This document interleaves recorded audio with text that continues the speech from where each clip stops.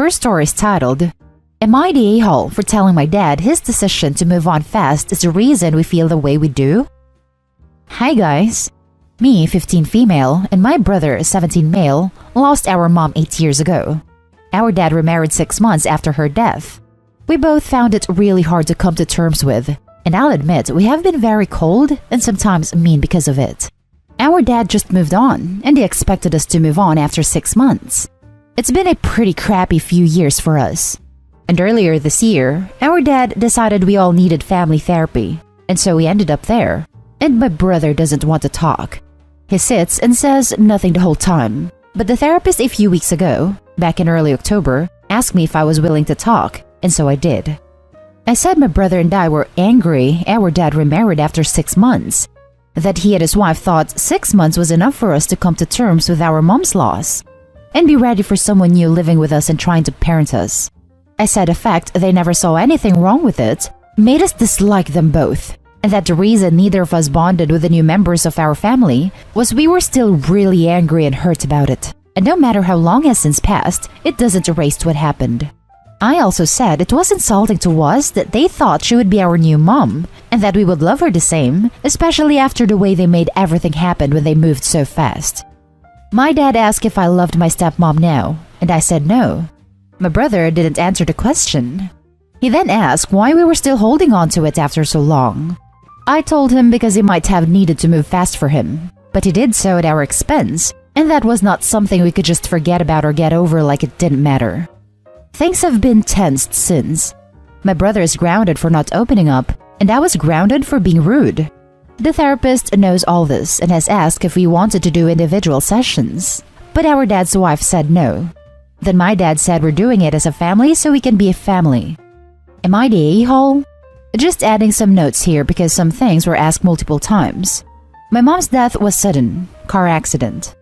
I am pretty sure there was no affair, but I can't say for sure. We believe they met at work after my mom died. My dad went back a week after she died, and a couple of days after that, he mentioned a new co-worker. We found them in bed together a month after my mom died. We think it was a one-night stand. That then became more because a month later, she was introduced to us as his girlfriend, and she was unemployed, and they mentioned just before that the new co-worker left. Now for the top comments.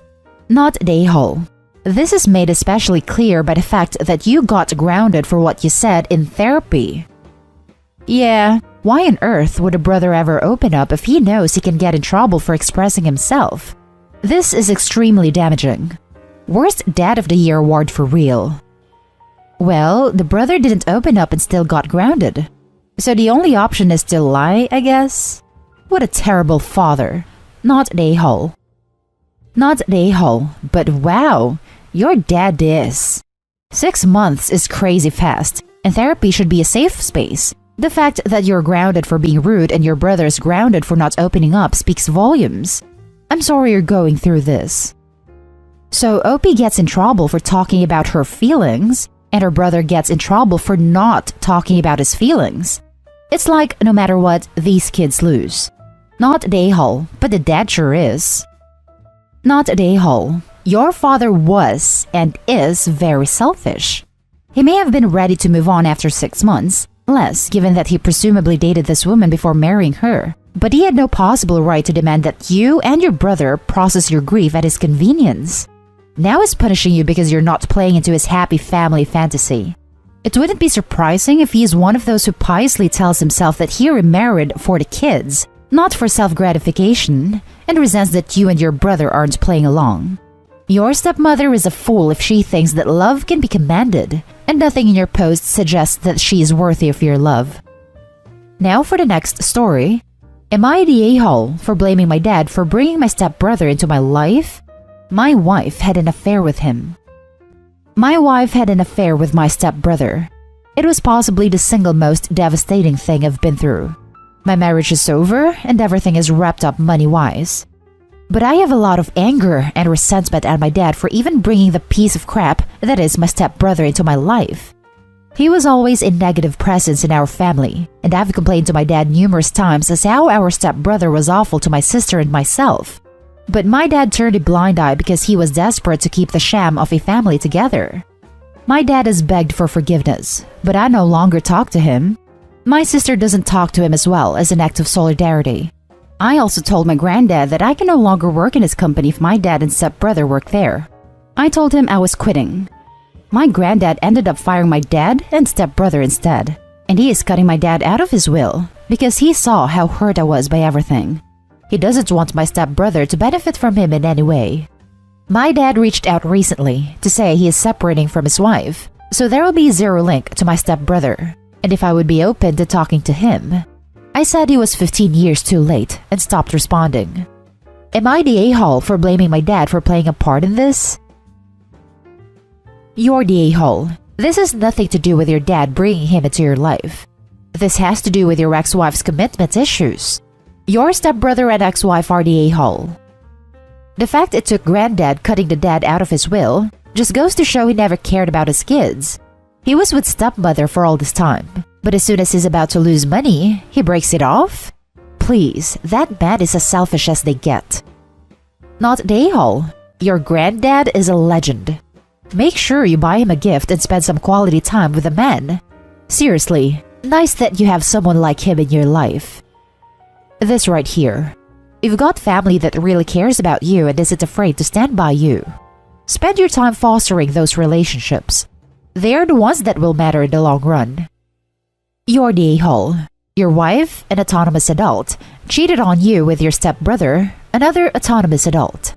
Your father did not facilitate this simply by your stepbrother being around because of him. If he works with you for your grandfather, that is situational.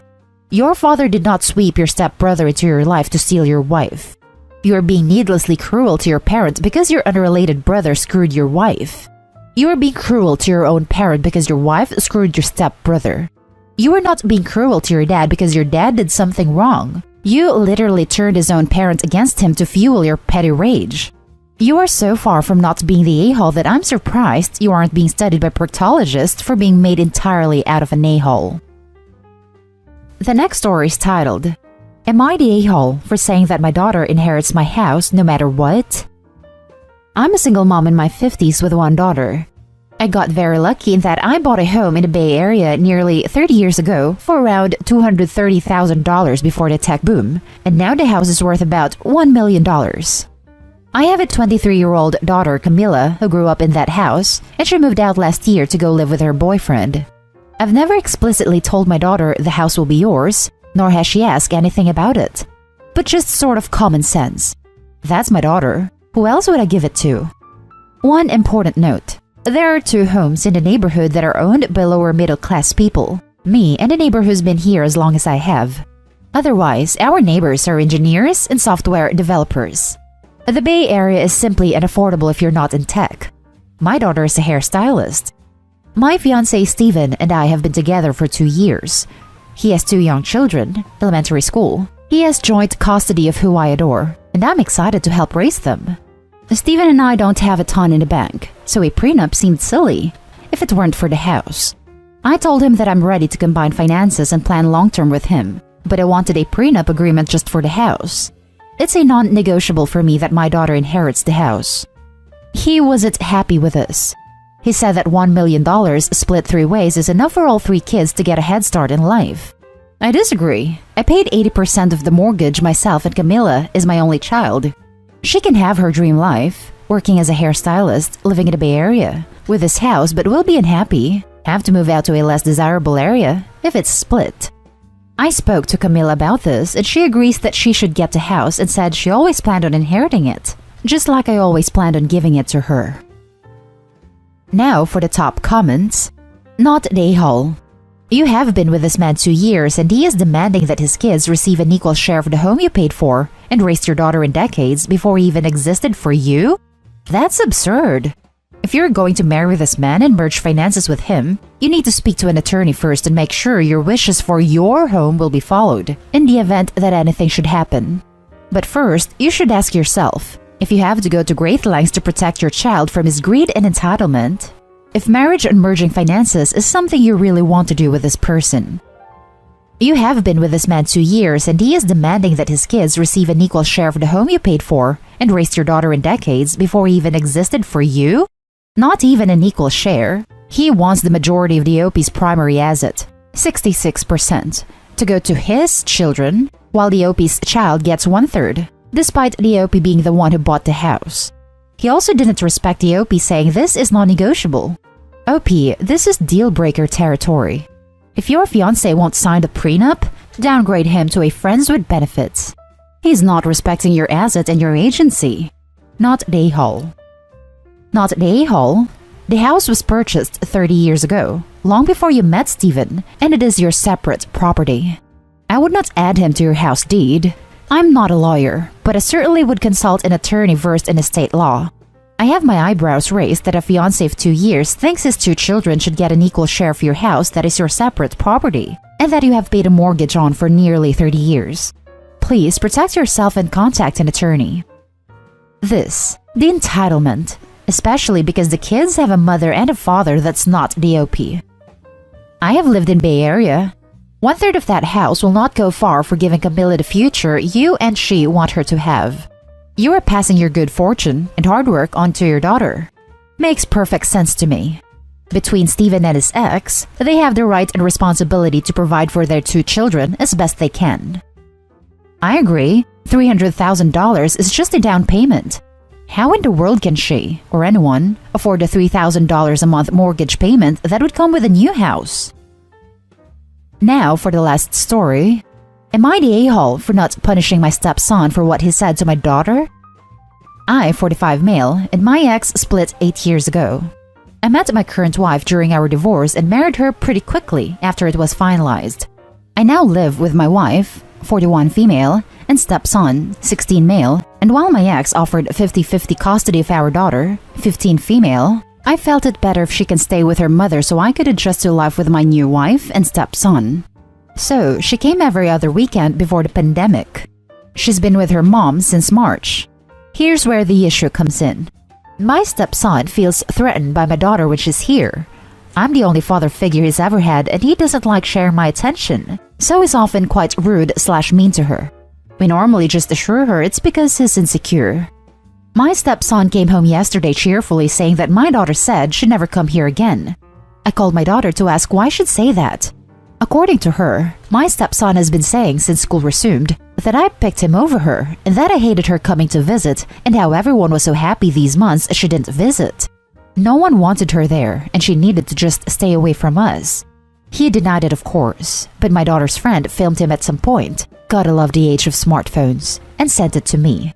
When confronted, he got watery-eyed and said he was just afraid of losing me. I told my daughter that I obviously didn't feel that way, and he just felt threatened by her presence. She asked if I was going to actually do something about his behavior this time, or if I was just going to brush it under the rug like I always did. I told her I didn't brush anything under the rug, but I wasn't going to punish him for being insecure about losing his father figure. She told me she was tired of his daddy issues being an excuse to treat her like crap, and since I wouldn't stand up for her, she wouldn't be visiting again.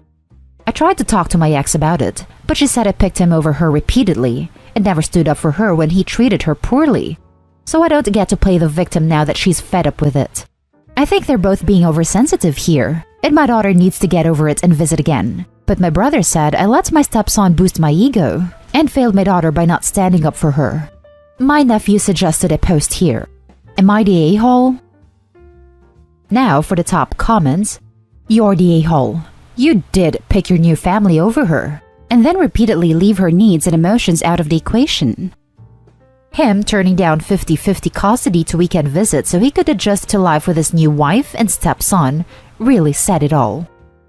Yep, you're the a-hole. How do you not see this? Do you prefer stepson because he's a boy? It sounds like you are picking him first again and again. You even rejected 50% custody of your own kid. How is this a mystery to you? Opie likes feeling like a hero for playing such a large role in stepson's life. Daughter is considered old news. You're the a-hole. And that's the end of this video, folks. As always, leave a comment and hit like and subscribe. And if you want more of this content, turn your notification on to get updated on the latest videos. And I'll catch you with the next one. Stay safe.